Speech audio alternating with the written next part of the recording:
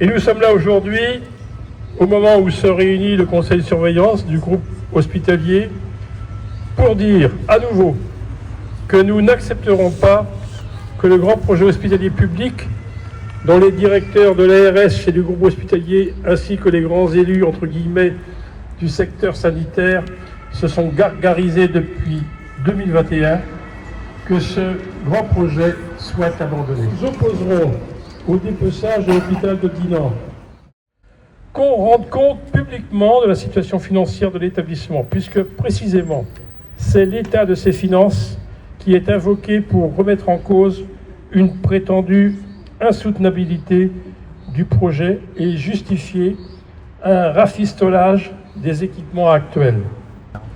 On est particulièrement inquiet au jour d'aujourd'hui puisque malgré une mobilisation massive le 11 juin à Dinan, au jour d'aujourd'hui, nous n'avons toujours pas de réponse officielle de participation des organisations syndicales ici présentes à la réunion du 29 juin au ministère. Je vous rappelle qu'on avait été reçus, nous, le 3 mars par Madame Rist, ministre de la Santé.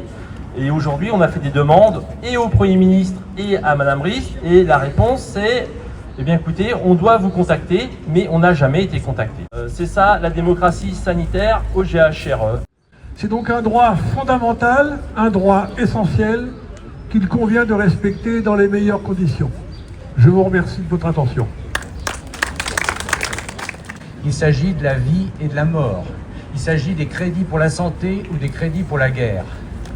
La note de l'ARS du 15 juin, 3 jours après la grande manifestation de 1200 personnes à Dinan, s'est prononcée pour la fermeture des urgences la nuit à Dinan. Le problème de la privatisation de l'ensemble des services publics. C'est une bagarre sur laquelle nous devons, les uns et les autres, être absolument mobilisés.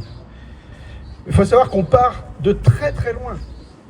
Hier, au Conseil communautaire de Saint-Malo, on a fait passer un dispositif mieux que la délégation de services publics à une entreprise privée, mais qui quand même l'a emporté, je parle de la société publique locale, uniquement sur quasiment une chose, c'est qu'elle serait gérée comme une entreprise privée et que ce serait une société anonyme, comme si c'était un gage de réussite, d'attention aux usagers, et puis, utilisons leurs termes, de modernité. Dans la tête de toute une partie de nos élus, et des élus de droite en particulier, privé fonctionne, public ne fonctionne pas. Eh bien, on leur dit non, regardez ce qui se passe, ce qui s'est passé à l'hôpital. Des millions de personnes ont trouvé la santé grâce aux services hospitaliers depuis la fin de la guerre. Et pour quelle raison ça se termine ?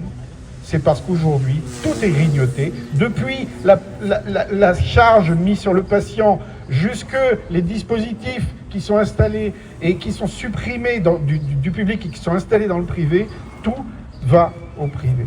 Ça n'est plus possible. Et dans la vie quotidienne d'un élu, il faut qu'on résiste à ça. Fin de la privatisation de nos moyens, et il faut que les moyens soient donnés à l'hôpital et que, par exemple, les 200 et quelques milliards qui vont en aide publique aux entreprises privées aident justement à reconstruire l'hôpital. Qu'ils mettent l'argent à l'hôpital.